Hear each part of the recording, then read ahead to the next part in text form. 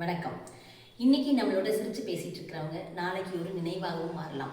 அது நம்ம பாக்யராஜ் சாரோட இறப்பு நமக்கு சொல்லிக் கொடுத்த ஒரு சின்ன நிகழ்வாக போச்சு. அவரோட ஆத்மா சாந்தி அடையறதுக்கு இறைவனை பிரார்த்திக்கிறேன். அவரோட இறப்பு நமக்கு வருத்தத்தை கொடுத்தாலும் நமக்கு ஒரு பாடத்தையும் கற்றுக் கொடுத்துருக்கு. என்ன அப்படின்னா, வாழ்க்கையில ப்ரொடெக்டிபிலிட்டி இல்லவே இல்லை. வாழ்க்கைங்கிறது ரொம்ப ஷார்ட் அப்படின்னு நிறைய பேர் சொல்லி பார்த்துருக்கோம். ஆனால் ஒரு நிகழ்வு நேற்று நடக்கும்போது நம்ம யாரும் அதை எதிர்பார்க்கவே இல்லை. அந்த நியூஸ் கேட்ட உடனே ஐயோ அப்படின்ற மாதிரி ஏன் தோணுச்சுன்னா, யாரும் அதை எக்ஸ்பெக்ட் பண்ணவே இல்லை.